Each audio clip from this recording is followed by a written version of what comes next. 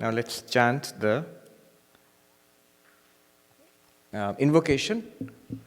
We'll just chant it. I'll chant, you chant after me, and I won't translate because we've already done this.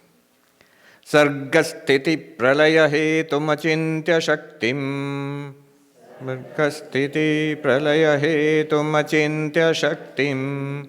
Vishveshwaram vidita vishwamananta murtim. Vishveshwaram vidita vishwamananta murtim. Nirmukta bandhanam apara sukhamburashim. Nirmukta bandhanam apara sukhamburashim. Shri Vallabham vimalabodhaghanam namami. Vallabham vimalabodhaghanam namami. Yasya prasadat ahameva Vishnu. Yasya prasadat ahameva Vishnu. Mayyeva sarvam parikalpitam cha. Eva sarvam parikalpitam cha. Ittham vijanami sadatma rupam. Ittham vijanami sadatma rupam. Tasyangri padmam pranatosmi nityam. Tasyangri padmam pranatosmi nityam.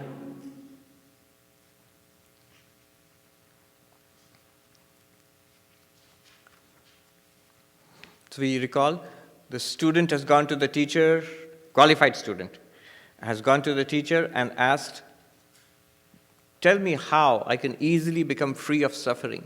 I am in suffering. I see that the world is pervaded by suffering. How can I become free of suffering easily? And tell me in brief. And out of your grace. So the teacher said, Tattvamasi, you are that. The student said, I don't understand. What is that? What is Jivatma, Paramatma are one. But what is Jiva and what is Paramatma? I don't understand. How will I understand the meaning of this sentence? What you just told me. Then let's go to verse number 8. Gururuvacha Atra Brahma Samadhanam. Atra Brahma Samadhanam. Konyo jivastvameva Konyo jivastvameva Yastvam pritchasi mam koham. Yastvam pritchasi mam koham. Brahmaivasena samshaya. Brahmaivasena samshaya. So the teacher says in reply, I shall give you the solution. The answer, what you asked, here is the answer. Who else? No one else is the individual self but yourself that put to me the question, who am I? You are no doubt Brahman itself. So you asked, who is the individual self? Jivatma. What is that? And what am I exactly? And what is that ultimate reality, Paramatma? And he says, yes, this is the answer. You are Jivatma. You are the one. What do you mean I? The one who asked this question just now? Shankaracharya often does this. He takes it out of theory and points it back to you yourself. We will keep doing that because this has to be related to our own experience. See, in bhakti, the way it is taught, God exists, have devotion to God, we have this feeling in the back of our mind, yes, but then I have to cultivate loving devotion to God. And in time, by the grace of God, entirely dependent on the grace of God, it will all be revealed to me and I will attain freedom, I will feel the presence of God, I will experience God. That's one way. So entirely depends on the grace of God and time. And my own efforts also. The second one is the yogic path. Not belief in God, but you practice these exercises, these meditative techniques, and you will see for yourself that you are pure consciousness, the Atman. But there also we get the feeling, these rigorous techniques are there which have to be practiced probably over several years, and then probably at the end of all of this, I will get that breakthrough. But here, this is the unique thing about this path. We are not talking about believing in something and depending on some other entity to save us. We are not even talking about extraordinary practices which will lead us to some unique, never before had this hitherto unseen mystical experience. No, we will see that this is something that is already available to us, and he's trying to point it out to us. It's already there. So it's immediate. Now, is it at all possible to become enlightened straight away, now, here? It is. So, Shankaracharya often does this. He turns it around. When you say, who is Jiva? It's not a theoretical question. You. What do you mean I? The one who just asked this question, who is Jiva? That one. In one of the commentaries in the Bhagavad Gita, someone asks, I don't understand. If I am Brahman, right? Yes. And I don't know it because of ignorance. Then Brahman can't have ignorance. And the mind by itself can't have ignorance because mind is an object. It's just like any other object. We will see. Whose is this ignorance? Who has ignorance? You will come to this question if you study Vedanta for any length of time, you will come to this question. Actually, if right now I am Brahman, it's all perfectly all right, then who has ignorance? Who is in suffering? Who is in trouble? Then Shankaracharya asks in that commentary, why do you ask? He said, I ask because I don't know. You just said you don't know. That means you have ignorance. Ignorance means I don't know. You just said I don't know. But I am Brahman. But do you know that? No. You've just heard it. So Shankaracharya again and again does this. He points it back at you. Here is the answer to your question. Who else is a jiva but you? And the one who asked me this question. And this question, who am I? Well, you are Brahman. That doesn't solve anything. And now immediately a question in our mind will be, but exactly how? You say, I am the one who asked the question, I am the jiva, but what exactly am I? Aha, that's the right question. And what exactly is this Brahman? And how do I know that I am that Brahman? And how will it solve my problems? That question will come now. Shishya vacha padarthameva janami bhattameva janami nadyapi bhagavan sputam aham brahmeti vakyartham pratipadye katham vada. The disciple explains his difficulties, saying, how can I understand the meaning of the sentence, I am Brahman? So how did this, you are that, become I am Brahman? Guru will teach you are that. And you are supposed to understand, not you are that. It will keep going back and forth between us. I am that, I am Brahman. How can I understand I am Brahman? Why not? As I have not yet clearly known the meanings of the word in it. So please explain them to me. So here is the precise questions. How precise the student is in his questioning. You have said to me, you are that. And you told me that I have to realize I am Brahman by hearing that. But what am I? What is Brahman? These are the words in a sentence. How do I know the meaning of a sentence if I don't know the words? And more precisely, padartham. Padartha means here, pada means word. Padartha means the referent of the word. What the word refers to. See, understand this. When we hear the meaning of a word, two things come to mind. So if I say book, if you look it up in the dictionary, you will find the meaning of the word book. You will find the word book, and then you will find some explanation of that. So that's the dictionary meaning. That's more words. One word explained in more words. But in Sanskrit, when you say padartha, this is from the Nyaya Vaisheshika philosophy. When you say padartha, it means the object the word points to. So when I say book, don't rush to the dictionary. See the object. The word book is pointing to this object. Now the student asks, what object, what padartha do these words point to? Tat, tvam, asi. Tat, that. What? That what? Tvam, I understand I, but I don't understand it clearly. That's why he says sputam.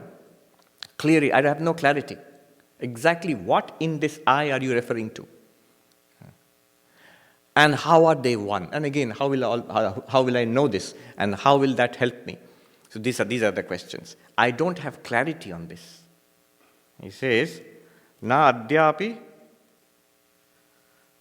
Adya means till today. Till now, I don't understand the meanings of these words. Meanings means the objects, what they are referring to. What reality do those words point to? Sputam, clearly I don't understand. Because when you say, oh, you don't understand who you are, well, in one sense we all do. Here I am. But clearly, do you understand that clearly? What exactly are we talking about when we say Jivatma, the sentient being? No, not clearly. Why don't you tell me clearly? What exactly do you mean, you? So, aham brahma, this is what you want me to realize. I am Brahman. How will I understand that? If I don't understand what I am Brahman, I don't understand what this I is. I don't understand what Brahman is. So why don't you tell me clearly? And the teacher is very pleased with this. He says, the 10th verse. Satyamaha bhavanatra aha bhavanatra viganam naiva vidyate viganam naiva vidyate hetu padartha bodho hi hetu padartha bodho hi vakyartha vagateryaha vakyartha vagateryaha. The teacher says, you are right when you say that the knowledge of the meanings of the words in a sentence is essential in order that one may be able to understand its meaning. Simple. It sounds complicated, but just what it means is, to understand the meaning of a sentence, I need to know the meanings of the words in the sentence. And here, remember, meaning means the actual object which the word refers to. Then it will click, it will fall in place. I need to know what Brahman means. I need to know what I means. I need to know how they are one and the same. Then I will understand the meaning of the sentence, I am Brahman. I will understand the meaning of the sentence, you are that, tattvamasi. Then next we will take it up further and see how it helps me, how it liberates me from suffering. So the teacher says, Satyamaha. You have spoken truly. Viganam naiva vidyate. There is no doubt. Viganam here means doubt, controversy, debate. There is no two opinions about this. There is no doubt about this. There is no controversy about this. About what? Vakyartha avagateriha padartha bodha hi hetu. The cause of understanding the meaning of a sentence is understanding the meanings of the constituent words. Cause of understanding what the sentence refers to is understanding what the meanings, the constituent words, refer to. Good. Now he's going to explain. The teachers, the traditional method in Vedanta is to start at the top, at the highest. Final truth, straight away they'll tell you. Save me from trouble, liberate me. All right. Tattvamasi. Did it work? No? All right, Krishna does that in Bhagavad Gita. Second chapter, the first teaching is about the Atman. You're not born, you do not die, you are beyond all objective knowledge, you are neither the doer nor the bhokta, the sufferer. He gives you the highest knowledge about pure consciousness there. Didn't work? Arjuna said, tell me whether to fight this silly war or not. Okay, we'll come there. Then he comes down. He brings it down. So now he's going to explain. First of all, in this 11th verse, in the 11th verse, the teacher is going to tell you what he's going to explain. And the rest of the book will be the explanation of this. So, he'll make a beginning here in the 11th verse. Antakarana tad vritti sakshi chaitanya vigraha anandarupa satyasan kingnatmanam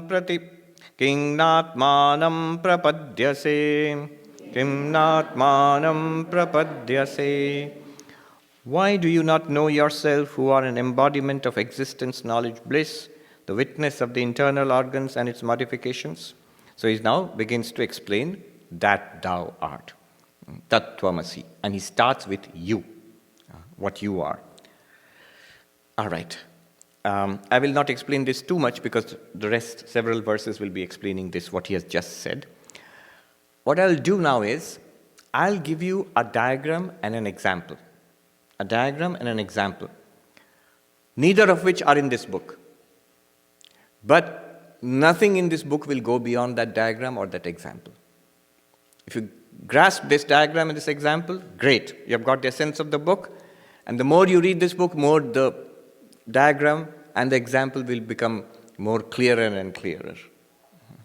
So that diagram first, and then the example next.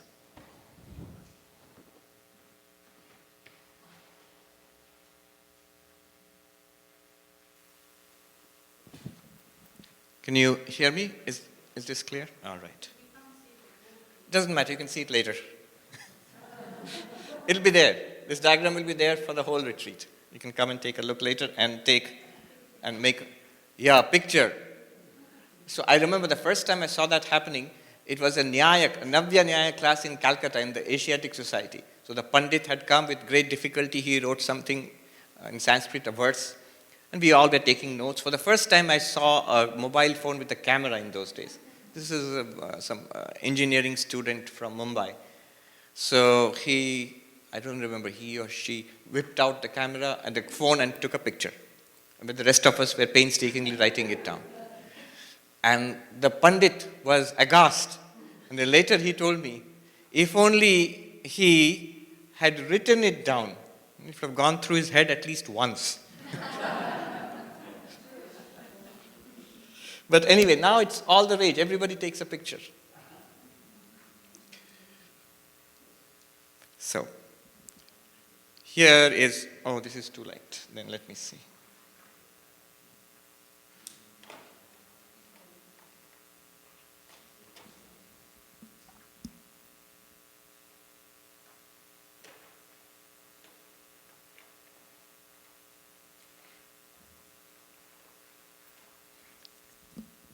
I wonder if this will work.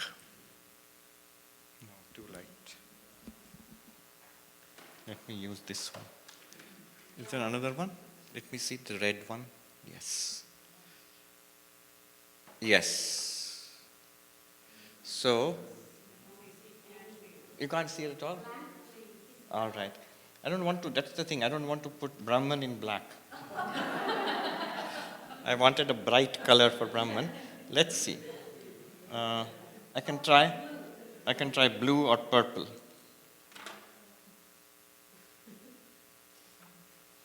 Let me try purple. Yeah, where's purple here? Yes. Now I'm erasing Brahman. Okay. Can you see now? Little better? Okay. So this is Brahman, like this. Supposed to be the sun, like the sun. I always used to draw it like this, in the training center for the brahmacharis. C stands for consciousness. This is Atman, Brahman, whatever you want to call it. And the brahmacharis who can sometimes be mischievous, like students, kids in a classroom, they say, what is that? Is this a centipede? And they would sometimes joke, where is Brahman? Where is the ultimate reality? So it's always on the left-hand corner of the board. And now we have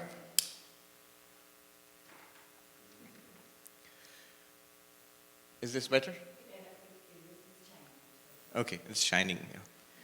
Now we have Maya here. Let's put Maya here. Yes. So,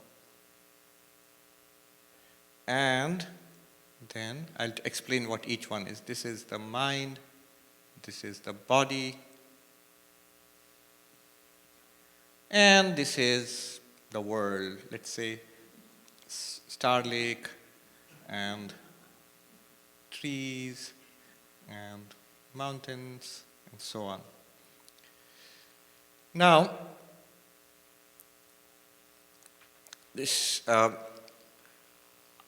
when I say And what does this whole thing stand for? We are going to talk about tat, tvam, asi. Tat means that, tvam means you, asi means you are. You are that. All right. Now, we see this world. Here is this world before us.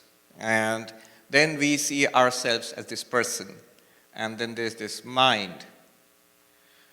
Usually, when I talk about myself, I don't confuse myself with the world. I don't think I am the trees out there, or I am the lake, or I am even this hall. But when I come to this body, I say, all right, I am this. And I also say, I am not just this. In this body, which you cannot see, we can see the body, but in the body there are thoughts, there are emotions, there are memories, there is the sense of ego, I. All of this is there.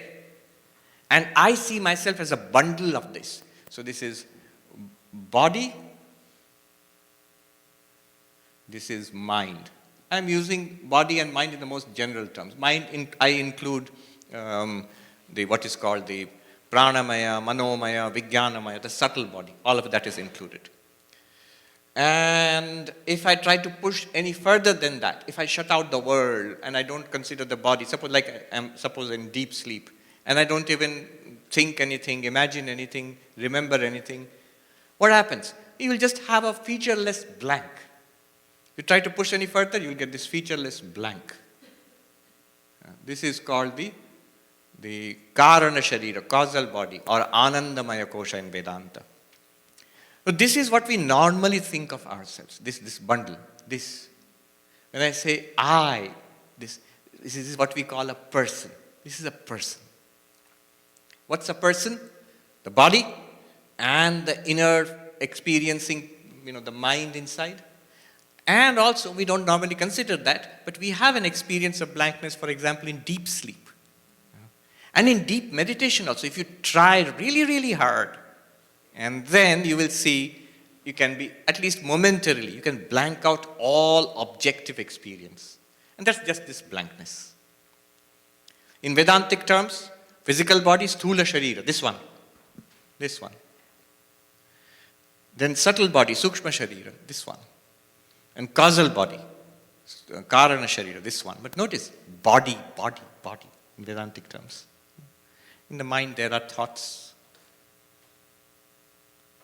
These are like waves, vrittis like waves. Notice the word vritti, Vakya Vritti. Vritti simply means a modification, a change. So a change means, a modification means, in what way are you going to extract the meaning of the sentence? Or here, chitta vritti is a modification in the mind. In the lake of the mind, there are little ripples and waves arising. What are they about? All sorts of things. You see the tree, and there will be a little wave about the tree in your mind. So this is what we normally think of ourselves. And we say, I am a person. Who are you? This one. What is this? A person. What's a person? It's a body with its own unique thoughts, feelings, memories, ego, distinct from all others. Strangely enough, the English word person comes from the original persona, which means mask. We would never say, I am a mask. I say, I am a person. I may wear a mask, but I am not a mask. But when we say, I am a person, I'm literally saying, I am a mask. And that's what Vedanta would agree with you. This is a mask for the reality which is here. Pure consciousness, which is described as Satchidananda, the existence consciousness bliss, Vedanta wants to say, Advaita wants to say, you are this.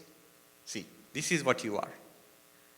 And you have this mask, this outer covering, if you will, of a causal body, karana sharira, of a subtle body, of a physical body, and with that you interact with the external world. This is the world. Of course, the physical body is also part of the world. The mind is also part of the world. The causal body is also part of the world. Or the world actually we'll see is part of the causal body. But this is not all. According to Vedanta, you see, there are these, you are not alone. There are other people. Here is this another guy. It's another person. Yeah, well, the one sitting next to you. And that person also has a mind. and that person also has a causal body. And similarly, there are many other people, with their minds and their causal bodies. And it's not just people. There may be a dog. In New York, lots of dogs, pardon the drawing. And the dog also has a mind. And there's a mind in that dog. And also a causal body. And there may even be a fish. And it also has a mind, a fishy mind. And a causal body.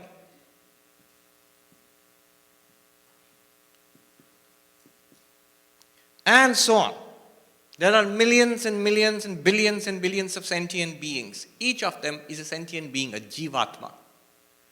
And there is this pure consciousness plus all the causal bodies together, plus all the subtle bodies together, plus all the physical bodies together, plus all of the physical universe. All of it together is called Paramatma or Saguna Brahman or God. Now, I'll repeat that. What is an individual? It is pure consciousness plus a causal body, plus a subtle body, plus a physical body, experiencing an external world. And what is God, Saguna Brahman, Ishvara, Paramatma, whatever you call it, any of these terms? It is the same pure consciousness. There's not whole or part of it. Just the same one, indivisible. With all the causal bodies, all the subtle bodies, with all the physical bodies and living bodies, and the non-living entire external universe, all identified in one. Just as this consciousness identified with one causal body, one mind, and one body is, I call myself a person. Here I am, Sarvapriyananda.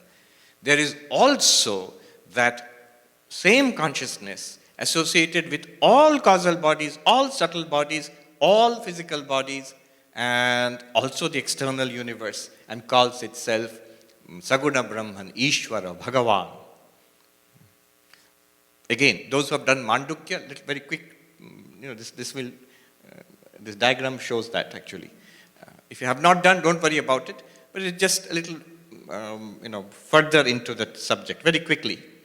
In Mandukya, we go through the 3 stages: waking, dreaming, deep sleep. So in the waking stage, what's the waking stage? This one, according to Mandukya, pure consciousness, causal body, subtle body, physical body, experiencing the external world. You are called Vishwa, the world experiencer. When you fall asleep, you don't experience the external world. You don't experience this physical body, but you experience the subtle body, and that dreams are going on. And the causal body is there. And of course, you are pure consciousness. That is called Prajna. No, Taijasa. That's called Taijasa, sorry. That's called Taijasa. The dreamer, the fiery one who dreams, who creates these dreams in the mind. And then when we fall asleep completely, we don't experience a physical world, we don't experience this physical body, we don't even experience dreams in the mind, all blank. It's pure consciousness shining upon the blankness of the causal body. We call ourselves Prajna, the deep sleeper. In reality, you are Turiya, none of this. Okay. Now, at the cosmic level, at this entire physical universe, you are not alone. Here is this huge universe. So that level, pure consciousness, plus all causal bodies, all subtle bodies, and all of this together is called Virat, the vast. This is what Arjuna experienced in the 11th chapter, Bhagavad Gita. And then the subtle part of it, pure consciousness, plus all causal bodies, plus all subtle bodies is called Hiranyagarbha, the cosmic mind. These are the corresponding states in God. What is corresponding to you, your waking, dreaming, deep sleep, in God's existence, the physical, subtle, and the causal. And the pure consciousness with only this, all causal bodies together, the name for which is Maya. What is Maya? This. God plus this pure consciousness plus Maya. It's called Ishvara, or literally God. When he was chanting Achintya Shaktim, I'm saluting Sri Vallabham, the Vishnu with Achintya Shaktim. This is the Achintya Shakti, and this is Sri Vallabha. Together with this is called Sri Vallabha. Just by itself, Vimala Bodha Ghanam, pure consciousness only. Okay. Just one more point. I'll come to you. Just one more point. This is just for understanding. If I were to show what it is like really, it wouldn't be, this is analytical, everything is separated. This is separate, this is separate, this is separate. But if I were to show really what it is like, all of this would be in the background. It would cover this whole thing. It's not that there is a pure consciousness and outside it there is Maya, outside it there are minds, outside it there are bodies, and outside there's a physical world. No. It is that pure consciousness is there and it appears as Maya, subtle bodies, physical bodies, and external world. Okay, you had a question? No. Now, how does this relate to the book? I'll mention it, but you will see it again and again, how this diagram works out very nicely with the book. Tvam, we'll first find out what you are, what I am, who am I? Who am I? What does I refer to here? In our ordinary parlance, I refers to body, mind, and this blankness beyond. Physical body, subtle body, causal body. According to Vedanta, you don't see it. You are pure consciousness. It's there.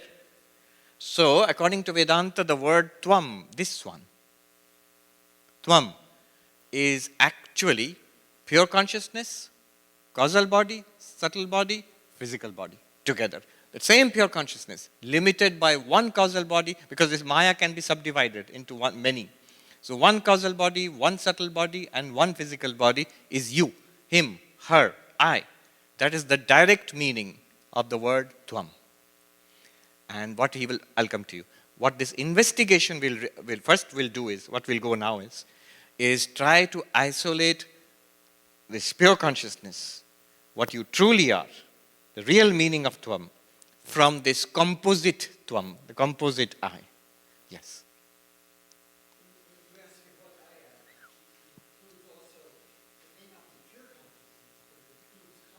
Good. That's a good point. I'd forgotten that. So, this consciousness is reflected here in the mind as consciousness. This is called reflected consciousness. What Bill just said now. This is reflected consciousness or chidabhasa. Literally the shadow of consciousness. It's the awareness which we feel right now. Is this what you're talking about when you talk about pure consciousness? No. It is a reflection of that pure consciousness. It's a lot like, not exactly, these are examples only, a lot like when you look at the mirror, you see a reflection of your face. The mirror is the mind. Your face is the real consciousness, what you really are. I'm really this one.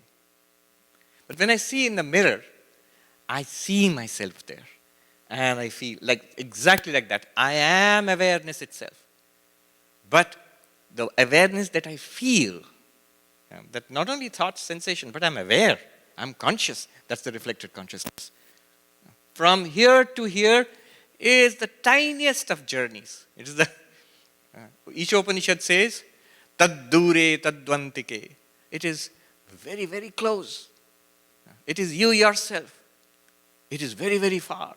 Farther than the farthest. For whom? For those who don't get it. It's farther than the farthest. For those who get it, it's closer than the closest. Nearer than the nearest. Each Upanishad says. Yes.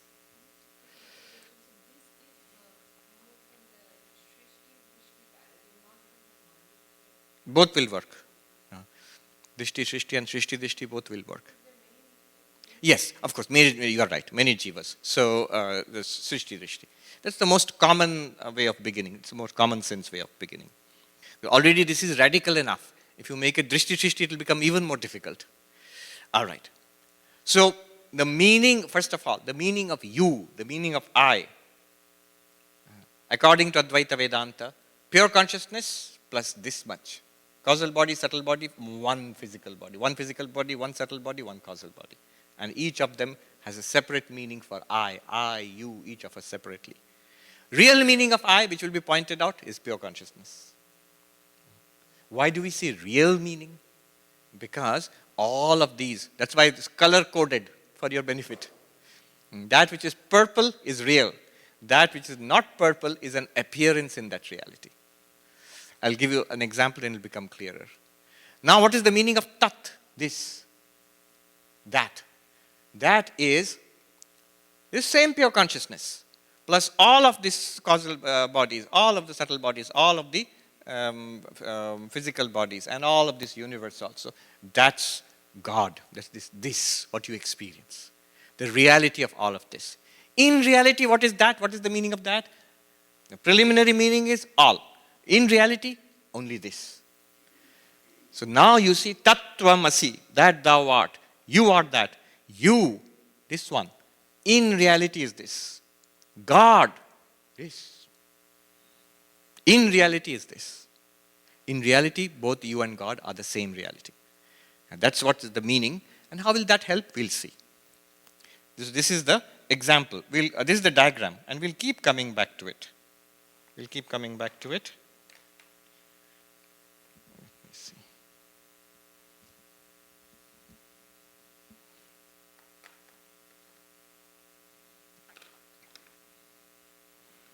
It's important to cap these, otherwise they get dry very fast. All right.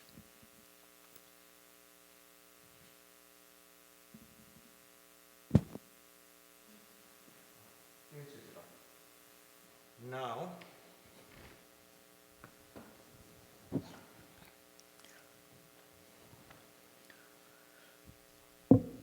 an example saying exactly the same thing as that board, the diagram, and the same thing as this book. Remember, the example and what I showed there are not in the book, but it's helpful. You will see at the end of the retreat, we have not gone beyond that board, and we have really understand the diagram better. And we will also understand this example better. What is the example? The example is the dream example. Imagine, don't start dreaming. Imagine, simulate a dream that you have fallen asleep. You're in the bed, you've fallen asleep, you've forgotten the bedroom, the bed, that your body, it's all gone, and you've forgotten, and you're in a dream world. There is a beautiful sky and a lake and trees and people, a beautiful hall, all of this is there. And you are also there. You can see yourself, you can see the body, you can think thoughts, you can have feelings, you can have questions, you can do Vedanta. More or less, some kind of dream is going on. You don't know it, that it's a dream. Later on, when you wake up, you will realize it was a dream. But then at that point, we don't know it's a dream. And to you in the dream comes this person and says, you know, this entire universe which you are experiencing, the sky and the lake and these people and the hall, and indeed you yourself, all of this has been dreamt up by a cosmic dreamer. Let's call it the great dreamer. The great dreamer has dreamt it all up. Oh, I see. And then, well, even more interesting than the existence of this great dreamer, the great dreamer is actually you. You are that great dreamer. No, we reject that. How is that possible? I am just this much. Look, there is a vast sky. There is a lake. There are so many people. There is this building. How can all this be inside me? Well, not inside you exactly. You are not what you think you are. You are not this body, you are not this mind, you are this consciousness illumining this body-mind. And in the same consciousness, there is a dreaming mind also, which has dreamt up this entire universe. You and that great dreamer are one. Tat tvam asi. You are that. Interesting. That's exactly what is being said here. See, in the dream, we are identified with one body, which is part of the dream. We are identified with one mind, which is part of the dream. When we wake up, what happens? We realize, oh, I was sleeping and dreaming of the whole thing. I was dreaming of the world and the people in it and the hall and the lake and sky, everything in it I was dreaming up with this dreaming mind. And I was dreaming up one person in that also, whom I was. I dreamt up the world, I dreamt up the persons in it, and I entered into one person. I became one person there. It's easy to understand this in these days of virtual realities, and they actually call them avatars. In virtual realities, you enter into a virtual reality as an avatar. You are not that avatar, but for all practical purposes inside that virtual reality, you are an avatar interacting with everything else. But in a virtual reality, at least it's contained in a computer. Here, the entire virtual reality is contained in your mind, the dreamer's mind. Tvam asi. Apparently, that great dreamer is that consciousness plus the dreamer's mind plus the entire dream world, all the dream persons, including the body in the dream and the mind in the dream, all of that is the great dreamer. But in reality, it's only the dreaming mind. Similarly, you apparently are this little body and this little mind among many bodies and minds, but really you're nothing but that dreaming mind. Tat tvamasi, you are that. We'll leave it at that. 2 examples. Notice that the dream example works very nicely also. If I say in the dream example that I can't see how that great dreamer, maybe someone in the sky up there, how can it be I? I can't be that great dreamer. I can't understand how that is possible. In that case, let the great dreamer be God, and you are the individual, and you set up a relationship with it. But you see how some of you are smiling, how strange it is to set up a relationship with the dreamer, with who is actually dreaming. You are that, actually. As long as it's difficult for us to grasp, Advaita Vedanta will say, it's fine. You can set up a relation and call it God.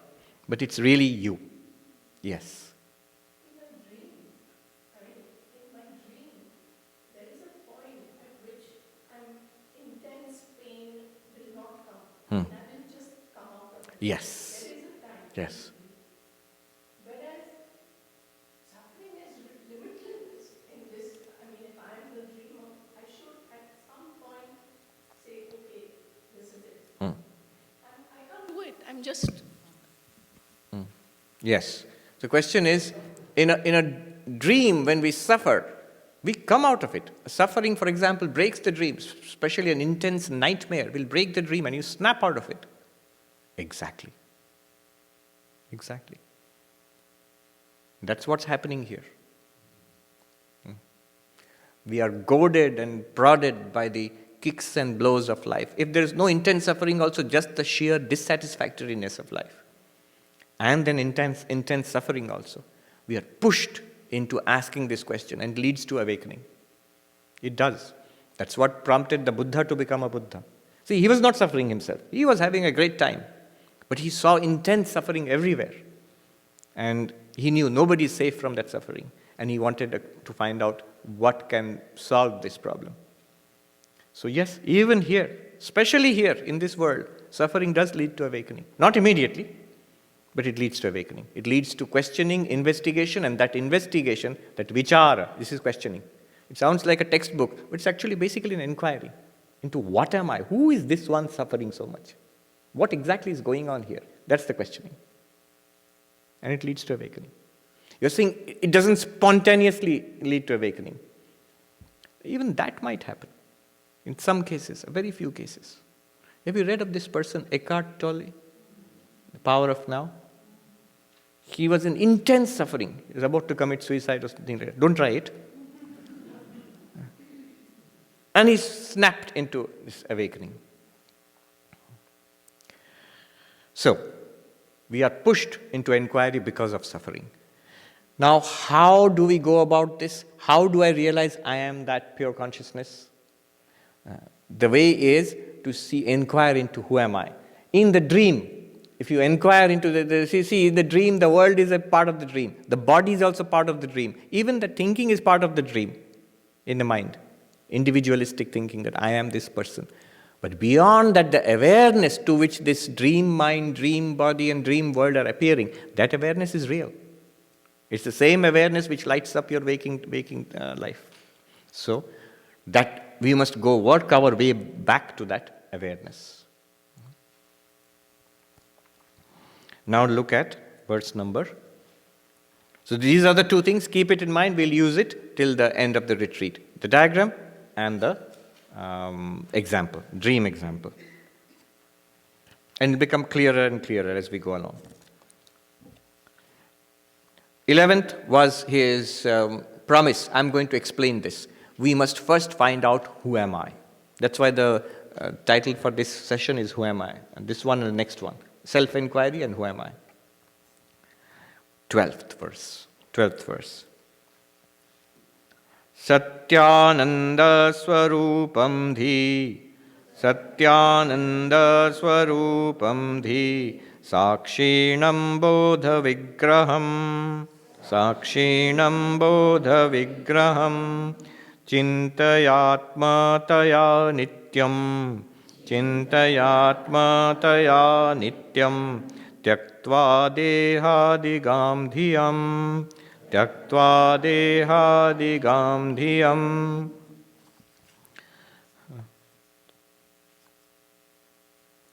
So he says, give up the misconception identifying the self with the body, etc., and always know yourself to be existence, knowledge, bliss, the witness of the intellect. See, the beauty of this diagram is this.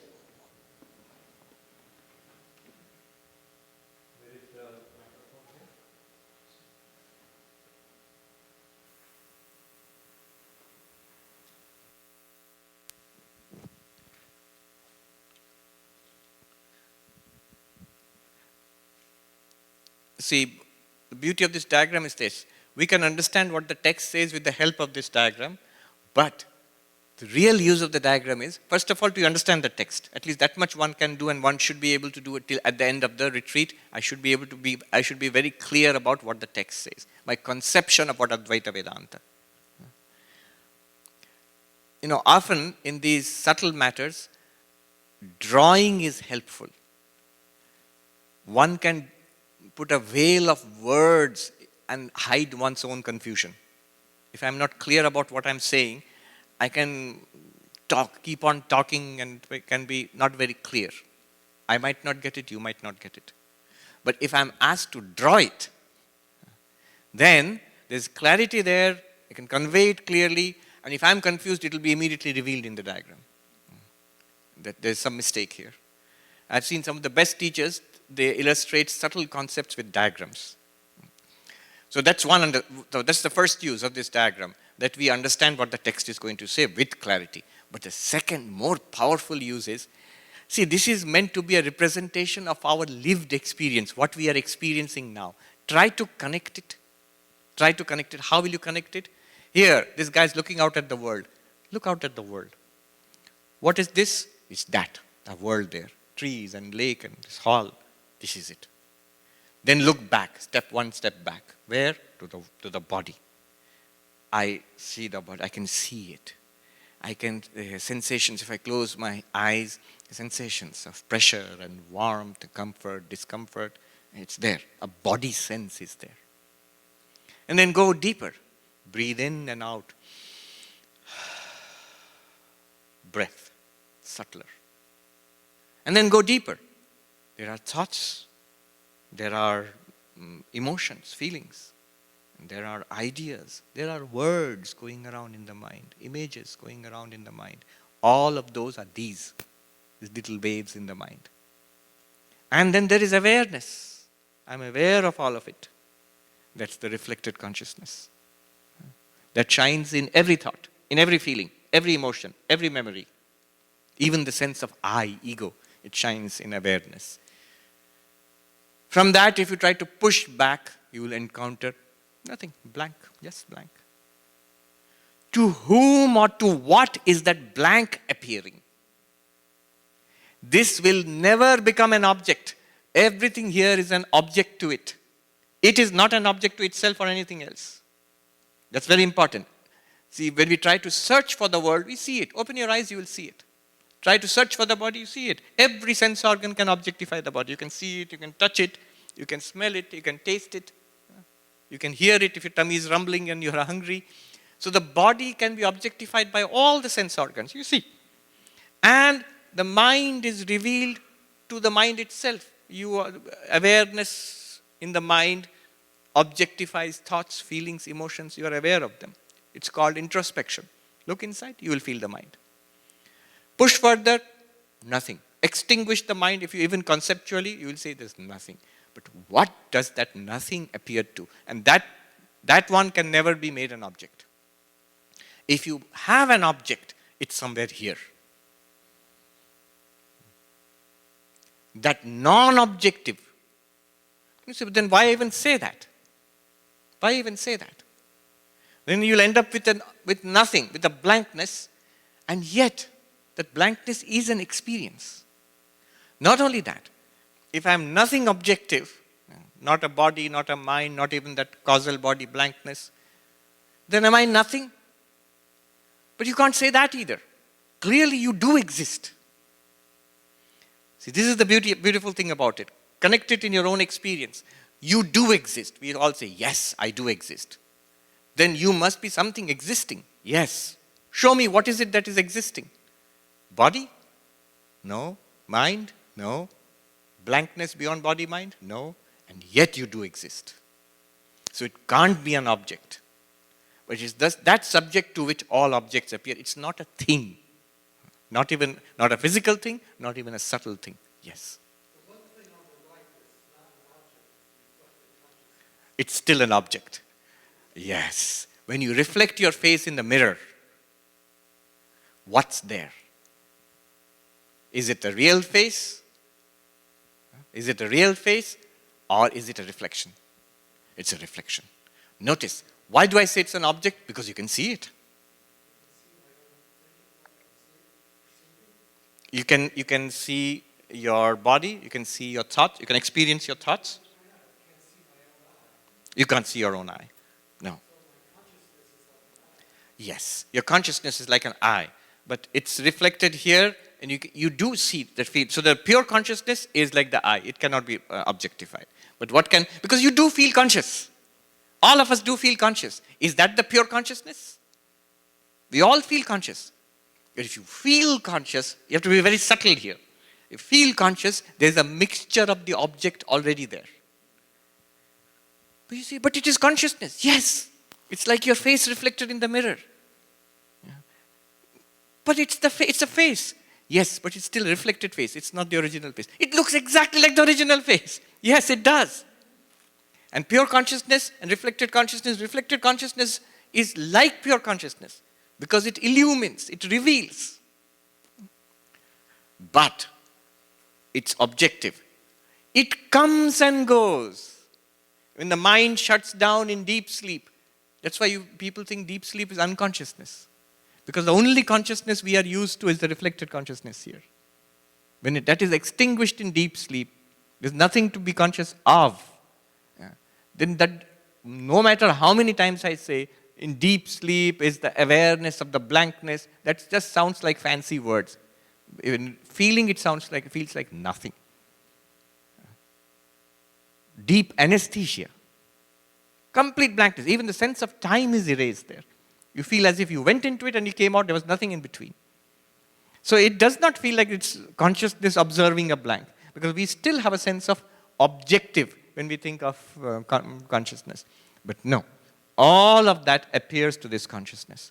So the thing about this diagram is, you can hook it to your experience. Try it. Start with the world, observing the world. Come back to the body, observing the body. Breath is a good intermediary. So breathe in and out. It is subtle and yet physical. Observing the breath, breathing in, observing, breathing out, observing. Then thought. Thoughts arising, observing, thoughts disappearing, feelings, perceptions, pain, pleasure, comfort, discomfort, memories, words arising, disappearing, observing. If you conceive of nothing, blank, total shutdown, observing, what is that? Try to go. Drig Drishya Viveka does this very powerfully. All right.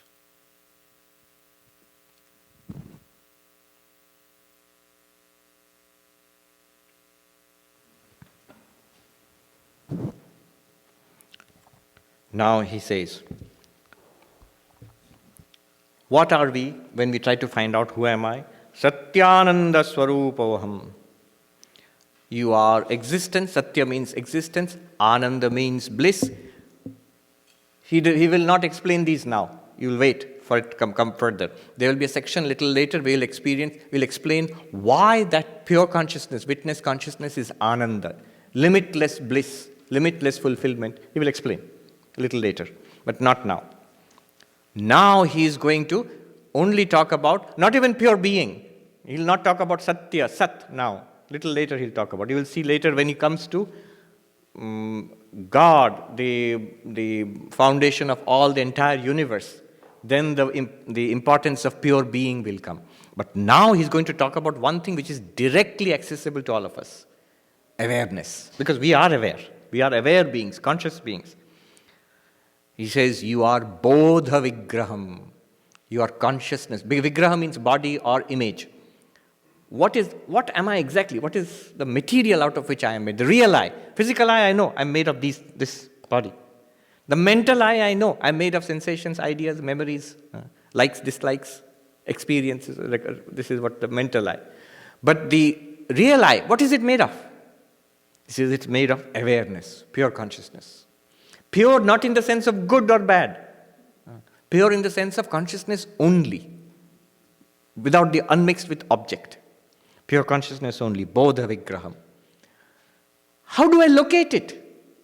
It's so difficult. I can locate the body here. I can locate the mind here. Even if I don't say here, I can go inside and I can see the mind. I can experience the mind. But how do I experience or locate pure consciousness? Next word before this. Very precise. Dhi sakshinam. The witness of thoughts. The illuminer of thoughts. Don't try to catch it. You can never catch it. Whatever you catch will be a thought. But if you say, see how subtle it goes. I am the illuminer of thoughts. But that's also a thought. Yes, but that's also illumined, isn't it? That's also revealed. That's also experienced. What is experiencing that one? You never try to catch it. You are it. What you do is disidentify yourself from the... Disidentify means this body is an object, I am not it. The mind is an object, I am not it. Then you as the witness will become steady. And steady means clarity will dawn on you. That's why he says, Tyaktva dehadigam dhyam. This understanding that I am body, I am mind, I am person. Give it up. Give it up. How will you give it up? It's an object. Just as that object I am not. It's very clear. That piano I am not. Even the clothes that I'm wearing I am not. Then why should I think this skin I am? It's an object. Why should I think that the organs packed inside this body I am? They're objects too.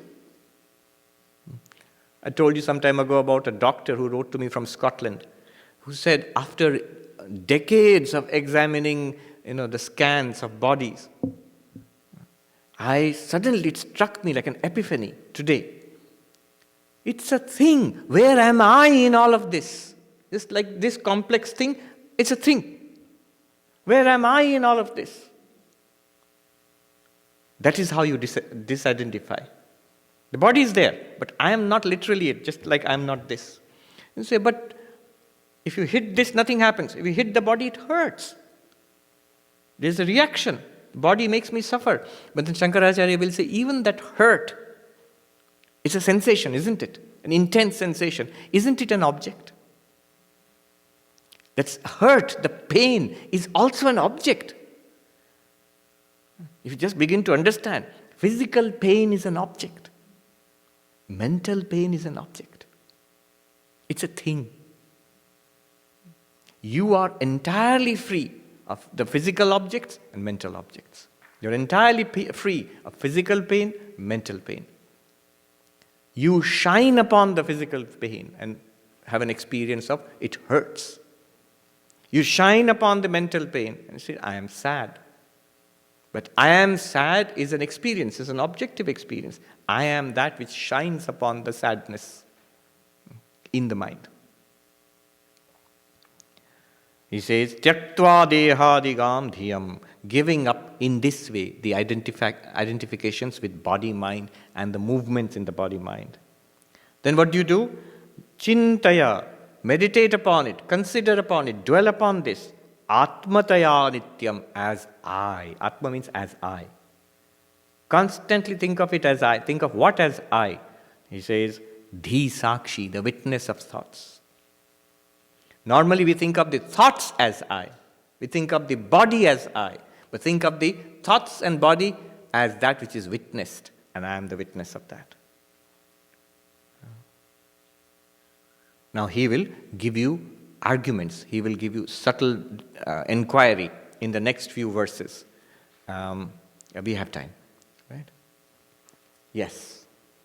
So, when you say even the physical sensation... Should we keep the questions till the end? That might be. Yeah, better. But don't remember the questions. Yeah, just a little bit, a couple of words, write it down.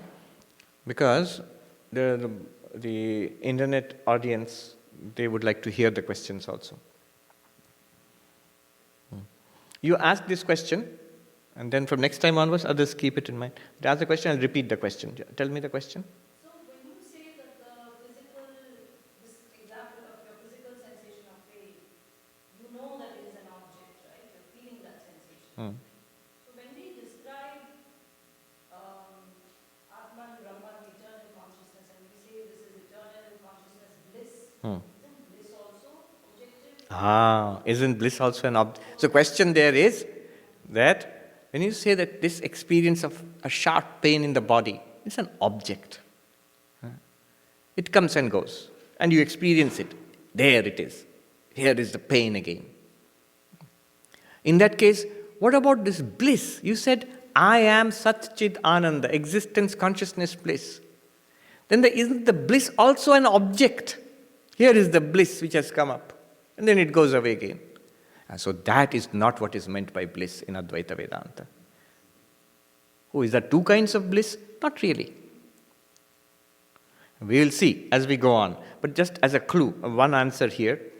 When you say Sat, it means existence. But it does not mean existing things. Just as gold does not mean a necklace. But a golden necklace always means gold. Existence does not mean existing thing, but existing things entirely depend upon existence. Just as water need not be a wave, but a wave has to be water. As long as the wave arises, it has to arise in water, depend upon water, and then disappear back into water. It was water all throughout. But water in itself is not a wave, never was a wave. Even when the wave appears, water is not a wave, water is water. Similarly, existence is not an existing thing, but all existing things depend upon existence for their existence.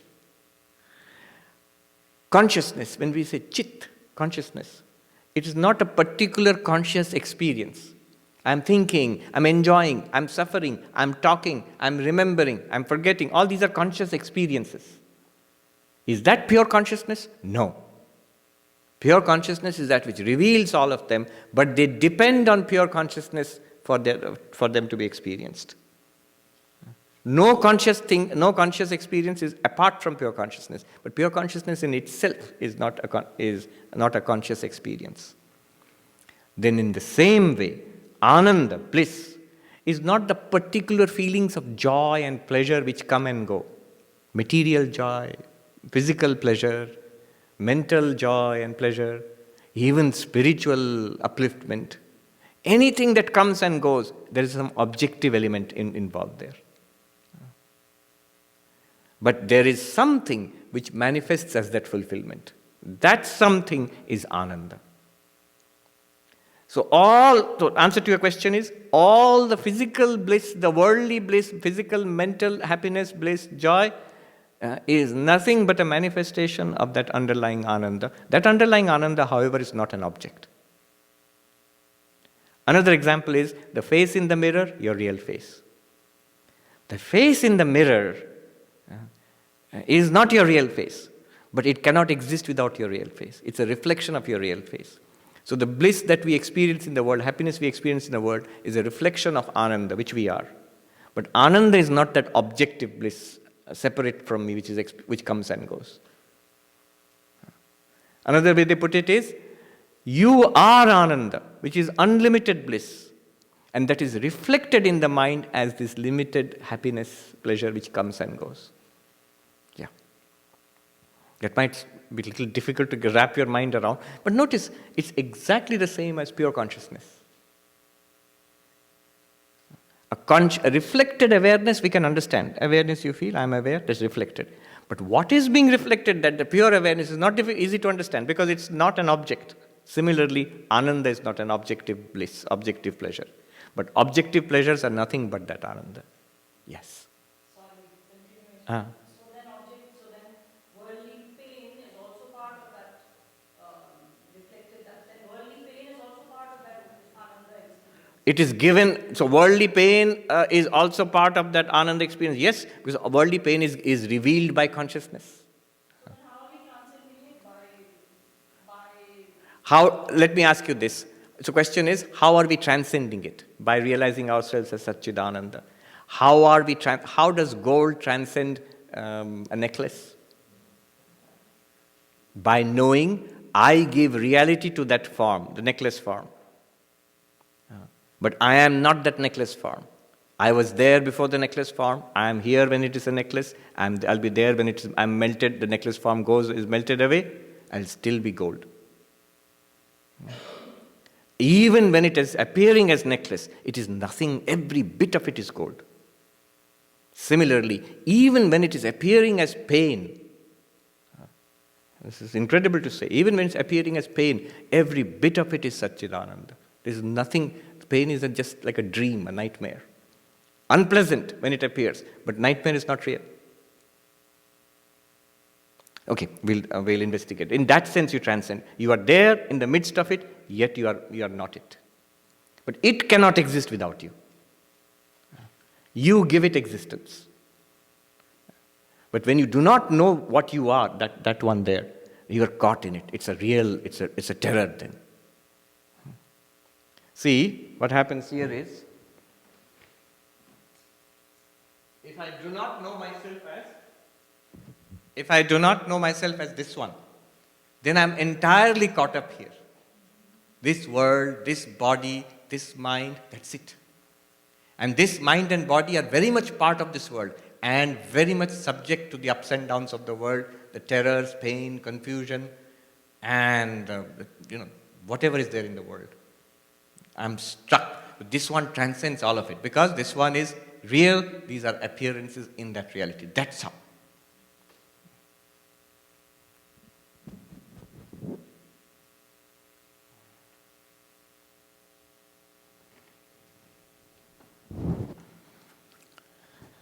We'll deal with that more as we go on. But this verse is beautiful.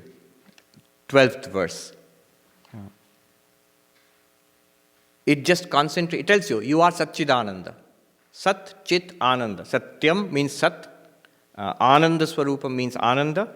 And the rest of it is Chit, consciousness. It tells you, you are consciousness. Where? Bodha Vigraham. Very nice word. Bodha means consciousness. And it locates you. It helps you to catch yourself as much as possible. Dhi Sakshinam, witness of the mind. Emotions, ideas, memories, personality, all of that is witnessed by you. You are not the personality. The personality is there. When you know you are not the mask, you can keep the mask on. There's no problem at all. You can play your role in the drama. See, in ancient Greece, the whole idea came from ancient Greece. These actors used to go on stage, open air, amphitheater, and wear these big masks. They would actually not they would hold the mask and tell their lines through a hole in the mask. Sona means sound. So they would shout out their lines through that hole in the mask. But they know that I'm not the mask. I'm not even this character. And in fact, they can play that role even better in the midst of that. All right. Dhi Sakshinam, witness of modifications of mind. Stay with that. Chintaya Atma. How do you stay with that? I am that. See, I am that consciousness, not I am this body-mind. And keep on with in parallel, disidentifying with the body-mind. Tyaktva dehadigam dhyam. Body is there, mind is there. I am not it, I am not it. Here is a thing called a pleasant idea, pleasant memory. Here is a thing called a unpleasant pain. A thing here. And notice, that's a fact. Isn't it a fact? How do you define an object? Anything you are aware of is an object. Normally, in our day-to-day world, we think physical things are objects. We don't think of thoughts as objects, but we think of thoughts as I. But here, Vedanta is telling you, simple insight. Physical things are objects, thoughts are objects, emotions are objects. Even the sense of I, Sarvapriyananda, object. Why? You felt it. But what felt it is nameless. That is the real I. You should constantly do that.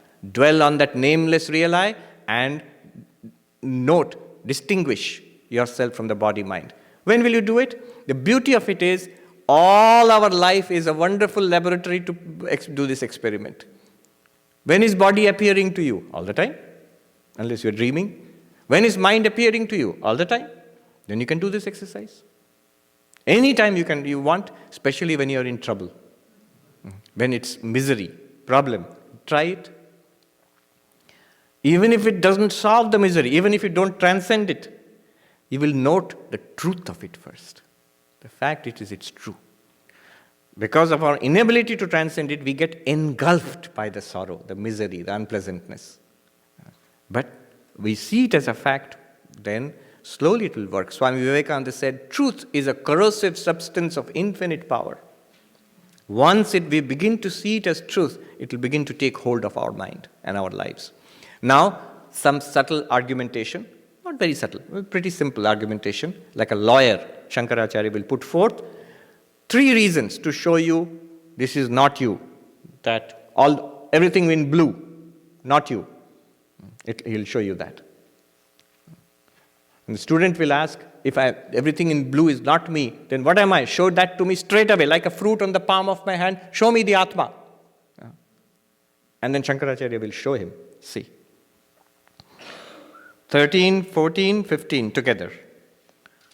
Rupadiman yatah pinda, Rupadiman yatah pinda, tato natma ghatadivat, tato natma ghatadivat, vyadadi mahabhuta, vyadadi mahabhuta, vikaratvacha kumbhavat, vikaratvacha kumbhavat, anatma yadi pindoyam, anatma yadi pindoyam, ukta hetu balanmataha, ukta hetu balanmataha, karamalakavat sakshad, karamalakavat sakshad, atmanam pratipadaya, atmanam pratipadaya, घटद्रष्टा घटाद् भिन्न, घटद्रष्टा घटाद् भिन्न, सर्वथा न घटो यथा, सर्वथा न घटो यथा, देहद्रष्टा तथा देहो, देहद्रष्टा तथा देहो, नाहम् इत्यवधारय, नाहम् इत्यवधारय. Combined translation, 13, 14, 15. The gross body, the grossy means the physical body. In all our old books, you translated as gross. They didn't know what Americans meant. I think Americans also didn't mean that by gross at that time. Nowadays, this, ew, gross. That is a new thing. So gross here means physical body. Though the physical body can be pretty gross. The gross body is not the self, because it is possessed of form, etc., like jars and other things, and also because it is a modification of ether and other great elements, like a pitcher. The disciple says, if, on the strength of these arguments, the gross body is accepted to be the non-self, please demonstrate directly the self, like an emblic myrobalan fruit. placed on the palm of one's hand. The teacher says, just as the seer of a jar is in all respects distinct from it, so know it for certain that you, the seer of the body, are by no means one with it. Use this example, use this diagram, and use the dream example. You will understand the meaning of this straight away. What has he done here? He has given an example. Pot, jar, pitcher, whatever. Ghata means pot. Kumbha means pitcher, where you put water. You can store water in that. But basically, a clay pot. That's the example. Now he gives multiple arguments. 3 arguments he gives to show you that you are not the body, not the mind. These are arguments. The truth of them have to be seen with the help of the pitcher example, then applied to the body. What are the arguments? First argument is, anything in this world, like a pitcher, they have attributes, like color, like form, like shape. Look at anything in this world. Whatever you can see, whatever you can hear, smell, taste, touch, all these sensory inputs have attributes. Attributes, distinguishing characteristics. Music, every song, different from the other song. Every piece of music, different from noise. Food, every item which you will taste is different from the other one. They all have characteristics. They have shape, flavor, smell, texture, warmth. All of these things are called attributes. Everything in the world has attributes. Every object has attributes. A pot has attributes. It has a particular shape, it has a color, it has a size. And say, yeah, that's all right. What's your point? Notice, pure consciousness as such cannot have any attribute. You, the witness consciousness, cannot have any attribute. Why not? If you have any attribute, you'll be aware of it. If you're aware of it, it's an object. It's a thing. Attributes belong to something. If you're aware of something, then if you're aware of the attribute, it belongs to some objective thing. Could be very subtle, could be mental, but it's not you. So pure consciousness is attributeless. Anything that has an attribute cannot be pure consciousness, can't be you. The body has attributes, clearly. It has a size, a shape, a color, it has a feel, a texture, a smell. The mind has attributes, various thoughts, emotions, personality. Every personality is different. What do personality tests do? They show you the attributes of a particular personality. So the mind also has attributes. Because they have attributes, like a pot, they are not the self, they are objects. First argument. Rupadiman yatah pindaha. Pinda here means body. Just as the body has form, shape, weight, mass, size, ghadadivat, like a pot or etc. They have attributes. Just as a pot is not you. You don't think I am of that pot there. There are lots of pots in ancient world. When you do an archaeological survey and dig, what's the first thing that you come across? Pottery. So that's why pot examples are very common. And the body is like that. Physical body has forms. But even the mind has attributes. So the same argument applies to the mind also. So this first argument, because it has attributes, those attributes always belong to an object. The non-object, pure self, cannot have attributes. The moment you see something has a peculiar attribute, some difference, some shape, some color, some texture, some flavor, some feeling, good or bad, pleasant, unpleasant, all of that must be an object, not me. That's first argument.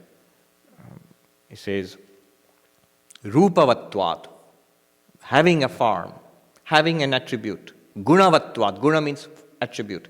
Because it has guna, it has attribute, it cannot be me. Why? I am nirguna.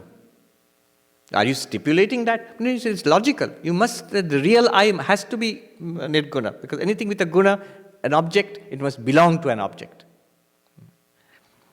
Second argument. Vyadadi mahabhuta vikaratvatcha kumbhavat. Second argument is, It is material. Like a pot is material, the body is material. Vyadadi means sky, etc. So imagine the ancient cosmology. The entire physical universe was produced of sky, space, air, fire, water, earth. Akasha, Vayu, Agnir, Apa, Prithvi, and modifications of that. A pot is made of physical substances. Body is made of physical substances. Pot is a modification. Body is a modification of the physical substances. Greta Garbo, where did Greta Garbo come from just now? The famous, I think she was a Hollywood actress in 1960s. She would come to our Hollywood ashram to visit. Recently, who was telling us? Mataji, Brajaprana Mataji was telling us the story. Once she was interviewed, what is the secret of your beauty? She said, oh, this, pasta. The body is a modification of pasta, or whatever we will eat now. She liked the Hollywood ashram so much that she said, I want to come join and be a part of this. The Swami Sarvapriyananda, who was the head at that time, said, but this is for men, it's for monks. She said, I can wear pants.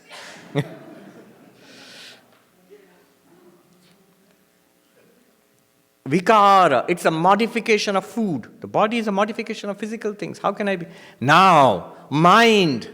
According to Vedanta, even mind is a modification of the 5 elements. Panchatan matra. Those who have done Vedanta, sir, you know the whole cosmology. How the physical elements, they have their physical form and the subtle form. The mind is a modification of the subtle Panchabhuta, Sukshma Bhuta. There, you will have an amazing agreement with modern brain science.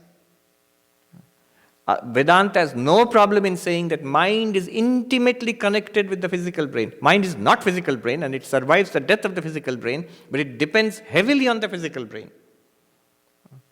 That's why a mind which goes from birth to birth, Jivatma with the subtle body goes from birth to birth. But depending on the body, the mind will develop to a certain extent there. So suppose the same mind has gone into that dog body or the fish body. So you would say, I knew Vedanta, now I am a fish. Should I be a Vedantic fish? No, it will not work. The hardware will not support running those apps. So only a very minimal amount will work there. So the mind is very much dependent because the mind depends on the physical body and it's also physical. Mind is affected by everything that you do to the body.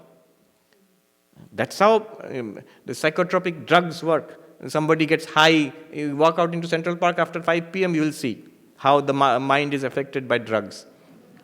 They are all high on weed, marijuana. And not new. 1960s, Swami Ashokanandaji would say, at that time the hippie movement was at its peak. He said, he was establishing a center in Berkeley at that time. He said, blessed Berkeley, an avatar at every street corner. There's so many people who are high on, they think they're all avatars. Yeah, so that's, mind is affected. Brain is affected, mind is affected. You don't have to go through weed and all of that, or even medicines given by psychiatrists. You just have a cup of coffee, you will see how a substance affects the mind. And the other way around, mind affects the body. Because in psychosomatic diseases, very miserable, unhappy body health suffers. Why? It's same substance. It's an object, and it's all interconnected, and it's all physical. Only thing is, in Vedanta we'll say it's not gross physical matter, it's subtle matter, but still matter. So, because these are modifications of matter, just like a pot is a modification of clay, earth, similarly physical body and even subtle body, modification of matter, hence I am not that. We have lunch at 12, physical matter? 12? 12:15, okay. Therefore, for these two reasons, you are not the body, not the mind. We will not take questions right now because we've already done a little bit of Q&A. Yeah. So I will go on a little more. So we are not the physical body, not mind also, because they are modifications. Two things, because they have attributes. Rupavatvad, Gunavatvad. They have attributes. The real I is attributeless, nirguna. And you must understand the logic behind it clearly. How it is that I, the pure consciousness, can never have attributes. And therefore, anything that has attributes is not the self. Second reason, whatever these things are, body and mind, they are clearly modifications of matter. What scientists, doctor, physiologists, they say, perfectly right. Advaita Vedanta accepts it. It is just a modification of matter. It depends entirely on physical things. So, I am not it. Second reason. What is second reason? Gunavatvat. Vikara. It says, Pancha Bhuta Vikara, modifications of the 5 elements. Bhuta Vikara. Bhuta, not ghost. Bhuta, another word for ghost in Indian language is Bhuta. Bhuta means, and there's a reason why the ghosts are called Bhuta. Because they are the subtle, their own physical body is gone. The subtle body is only there. That's Bhuta. Modifications of matter. Even mind is modification of matter. Therefore, I am not the mind. Then the student says, he's outraged. What are you saying? If I am not the body, not the mind, these are not self. Body is not the self, mind is not the self. Then what is the self? And he says, show me clearly. He says, Karamalakavat. Don't go by that embolic myrobalance, sounds very complicated. Just like a berry. There are a lot of berries out there. Like a berry, you put it on the palm of your hand. Show me the Atman as clearly as that. Because I know you're going to give me subtle arguments and talk about philosophy. No. At least the beauty of the body and the mind is I can experience it. I can experience the body and I can experience my own mind. Now, if you're going to replace it, you're saying that you're not the body, not the mind, then replace it with something equally tangible. Show me directly what you mean by the self. See how he's pressing the teacher. And the teacher is up to the task. He answers, Shankaracharya answers here, Ghatadrashta ghatad bhinna, sarvathana ghato yatha. Just as the seer of the pot is clearly different from the pot, similarly, the experiencer of the body-mind is clearly different from the body-mind. Then he says, yeah, but how did that show me who I am? That's the only way. Atmanamiti avadharaya. Pondered this, considered this. It is very clear. It's just like showing that here is the mirror, okay? Here is the face in the mirror, okay? You are not the mirror, you are not the face in the mirror. Then show me my real face. Go from that reflected face. There's no other way. Go from the reflected face, the one which is reflected in the mirror. That reflected face. Go from the reflected face to here. Go from that reflected awareness. Think a thought. Even the thought, best is I. I. It is shining in awareness. Go from that awareness, that I is the mirror, the awareness in that I, that the feeling of I'm aware. That is the reflected face. Go from that reflected awareness back to the one which is shining upon it.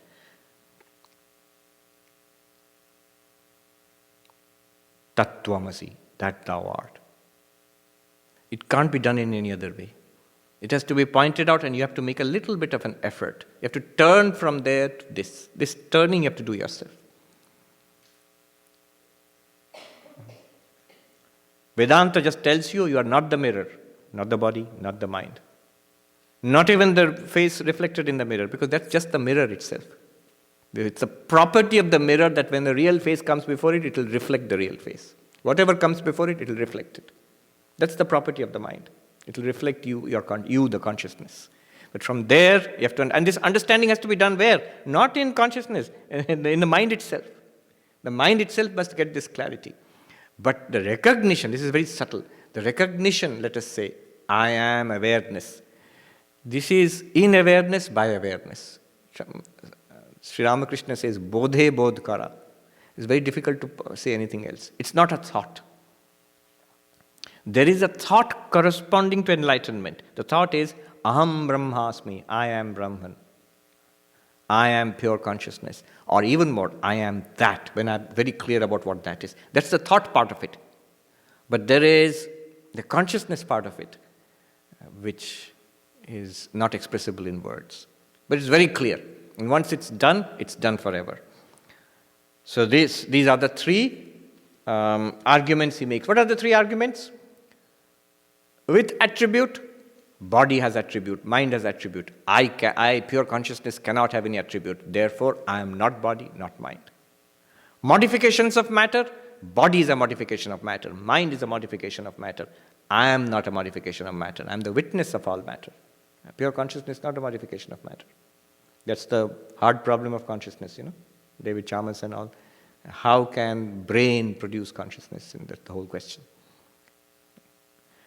Third, you are the seer, never the seen.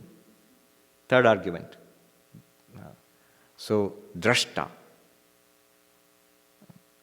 Because body is drishya, ever seen. Mind is ever seen. Drishya. Therefore, I am not body-mind. So these are the three arguments he has made here.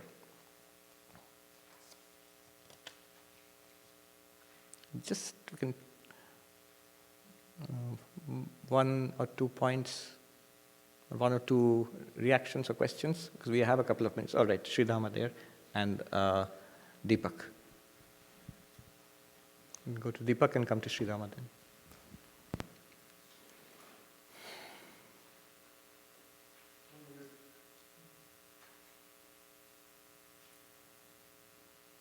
Is it working? Battery died. Oh, I had kept it on. Yeah, I'll repeat the question. So, I think you touched upon this towards the very end. But who realizes the self? Who realizes the subject? The one who has ignorance. Who has ignorance? It is a composite. It's always a composite. See. Who is the one who is making this inquiry? Who is the one who is making this inquiry? This one. Pure consciousness, limited by ignorance, limited by one mind, limited by one body. I am using the word limited. But otherwise, when you say plus, plus, plus, it seems you are increasing.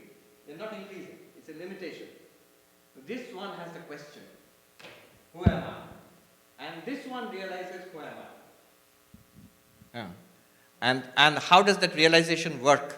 So there will come what is called akhandakara vritti, a one flash of knowledge here in the mind itself, illumined that by that consciousness. But how does that that thing occur? That is in Vedanta Sara. There's the whole mechanism of enlightenment. There's something called phala vyapti, then there's something called vritti vyapti. There's a lot of thing going on there. But simple direct answer to this would be, you the one who asked this question. But who are you? You are this plus all of this. And then you realize, I, the word I, which was earlier referring only to this much, now it refers to this only. My question is, how does an object realize that it is a subject? How does the clay pot Right. know that it is clay? How does the image in the mirror know that it's the image? Right. Very important question. And this has to be clarified. Whenever we talk about mirror and reflected face, when we do this, always a subtle thing enters into the mind. What is that thing? It has to be clarified. What enters into the mind is, okay, then I am this and my real nature is that. But I'm the object over there. That's what, yeah. So I am this. This enters into the mind. No. Yes, you are this. And you are experiencing these layers upon yourself and something that seems to be the external world. See, why this happens is because right now, this is theoretical for us. In a diagram, if you want to show exactly what feels real to me, this feels real to me and this much feels real to me. Right? And so when I'm told that there is something called pure consciousness, Satchidananda, I still, subconsciously, I may say in words that I am Chidananda Rupa Shivoham, but subconsciously, in my mind, always that question will be stark. How can I realize that? Because I can understand how I can understand these things. I can even objectify thoughts in my mind. But you have called this whole thing an object. Then how can an object realize the subject? It cannot. It never can do it. But you are the subject. You can use the mirror to reflect yourself and see your face in the mirror. And the way, exactly, more or less the way you realize that face in the mirror is actually this. I am this, not that. In that way. And that realization also, you need the help of the mind to do that. So it's always a composite. But in this composite, always keep yourself on this side, even if it feels theoretical, even if it does not feel right. Because the problem is we are set here. Even after we hear all this barrier still comes here. This is a veiling going on. This thing does two things. Avarana vikshepa. It veils this reality from me. From me means from this mind. And it projects me as all this. And so, if this is overcome, we'll see I am this and shining out on all of this. One of the great Kashmiri Shaiva philosophers and saints, Abhinavagupta, he says, when he's introducing meditation techniques in Vijnana Bhairava, to realize I am Shiva, he says, it's impossible. And then he says, a pot might as well seek to illumine the sun. Object, trying to realize the subject. He says, it's as crazy as trying to illumine the sun with a pot. At first it seems to be very depressing. So it can't be done. But that's the beauty of these teachers. That very verse is a doorway to enlightenment. Because what he's telling you is, you are not a pot, you are the sun. Right now also, you are the one illumining the sun, illumining the pot. The pot cannot illumine itself or anything else. The sun is self-revealing and illumining the pot and everything else. And what are you? You are the sun. Even now. Use this diagram to continuously not try to be here and try to see this. This is what we try to do. No. Be here and see that this is an object, this is an object, this is an object, this is an object. It's not very difficult. You can see. It's an object. This is an object. That's an object. Push further, blank. That's an object also. To what? Use the mirror and face example. That's a great example. Use this diagram. Use the dream example. It's a little subtle but very powerful. When you are the person in the dream, experiencing a dream world, sky, earth, people, houses, body, even the thoughts, all of that you're experiencing. And that's a dream. All of it is an appearance in the dream, except one thing. What is that? It's the consciousness in you, in that dream person, which is exactly the same consciousness illumining the mind of the dreamer. The one who is... See, you are in two places at that time. One is you are actually lying down on your bed, sleeping and dreaming. That's the actual waking person who is now sleeping. That consciousness, which is illumining the entire dream world projected by you, the dreamer, is also the exact same consciousness which is in the person in the dream. That is the meaning of tattvamasi. This is the person in the dream. Same consciousness. This is the dreamer. Same consciousness. All right. Sri Rama next. You can take this.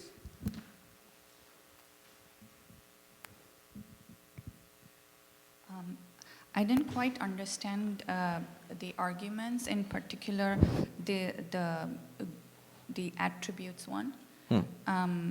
So I was wondering, what about the capacity or the power to witness? The consciousness is witnessing. It must have that ability. Right. Can that be considered an attribute? No. So in Advaita Vedanta, witnessing is not an activity. Because they know that this doubt will come up. When I try to witness, it's an activity. I'm watching carefully. The witness in a court of law. What were you doing at that time when you witnessed the crime? That's an activity. But this is just shining forth. It's the very nature. of the Atman to just shine. It's not an activity going on. And it shines, it reveals itself, it reveals everything else. And everything else is also nothing but it, actually. So it's not doing anything. Doing starts only when the mind and the body appear. But even the mind and body are revealed and illumined by consciousness. So witnessing consciousness, witnessing is nothing but consciousness itself, and it's not an activity. It's not a power? It's either? not, so there's the question. Is it a power? Is chit a power? Consciousness a power? No, it's the reality itself. It's not a power of reality. All power comes after that. Power starts with Maya. It's color-coded. Anything purple is reality, Satchidananda. Power, Shakti and everything, Achintya Shaktim, that starts with Maya. The ability to do and accomplish things, that is Maya. That is Shakti. When we say, am I witnessing, am I experiencing, already some element of Maya is involved there. Mind is involved, senses are involved, objects are involved. Remove all of that, does consciousness disappear? No. If there is no object to witness, can you still be a witness? What was the witness, that remains, but you can't call it a witness anymore. In Brihadaranyaka Upanishad, this is mentioned. The light which witnesses, that never goes away. Na viparilopo bhavati. There is no loss of that light. But at one point you cannot even say it is a witness, because there is nothing to witness. No activity. It's just the light itself. Okay, we should go for lunch. Can you make this fast and quickly? Pass down the microphone and then to Rama. Yeah. You ask your question first and then to her. So very quickly, when you say consciousness is witness, right? If you take it a little further, that means consciousness is witnessing. No, which is that's an why I say it's action. not. It's not. It's Witnessing is an activity. An activity has a beginning and an end. Does the witness nature of consciousness have a beginning and an end? No. Is there something going on? That's an activity. Is in consciousness something is going on? No. It just shines. It just is. And everything is revealed because of it. Gravity is jada, an object. In many ways it is unlike gravity, because gravity is jada, it's an object. It is not everything in this universe, whereas this is everything in the universe. Yeah, but it's a particular kind of force. So it's not a particular kind of force. Yeah. Swamiji, I have two small questions. Okay. One is, you just talked about Brahman being attributeless. So when you talk about cosmic intelligence, cosmic dreamer, that all comes under Saguna Brahman. Yes. My other question is, when you say reflected consciousness and pure consciousness, and you ask us to make that turn, is that not an act of the intellect? Yes, it's an act of the intellect.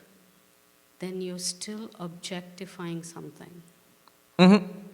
An act of the intellect, what does it do? It tells you, I am not the body, not the mind, not even the intellect. That's all. And you, the illuminer, you remain alone. And then that breakthrough happens in the intellect itself. It's like I see. And that's in the intellect. You remain as you are, always, perfect. No change happens in Brahman. Yeah. Thank you, Swamiji. Yes, Bill, last one.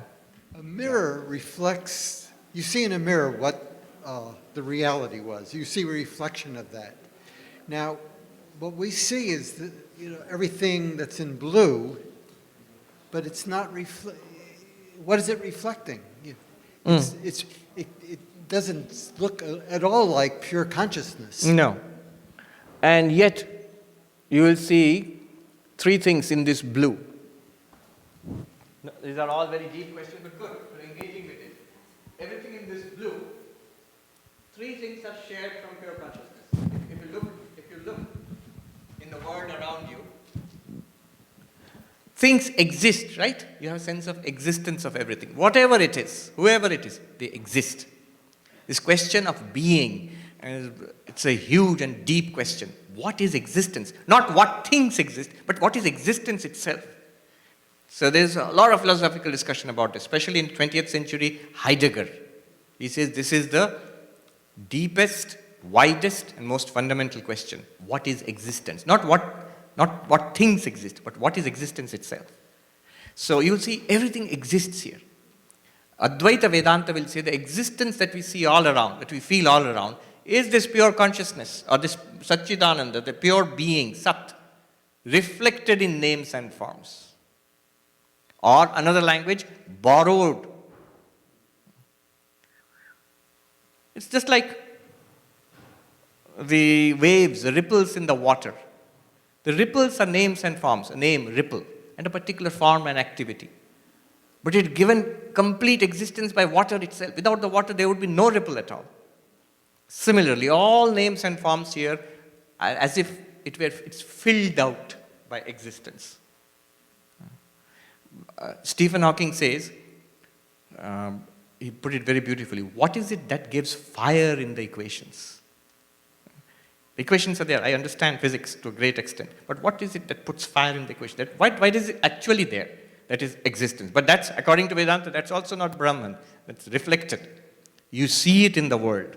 That's a reflection of Brahman. Then consciousness.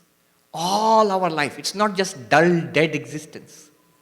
We see, hear, smell, taste, touch. We enjoy, suffer, laugh, cry. We are awake, we dream, we sleep. All of these are conscious experiences. This is called reflected consciousness. And then, that's Chit, reflected consciousness. Chit is the original consciousness, reflected consciousness. And then, we pursue goals in life as human beings. Truth, beauty, goodness, fulfillment, joy. We struggle to overcome unhappiness.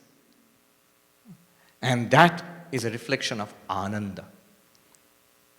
So in this world, in this life, hidden in all of this is Satchid Ananda, reflections of Satchid Ananda. Brahman is being reflected here, all around us, if we have but eyes to see. The objective part of that reflection is in Maya, blue. But what is being reflected is purple. Okay, let's go. Om Shanti Shanti Shanti Hari Om Tat Sat Shri Ram Krishna Arpanamastu.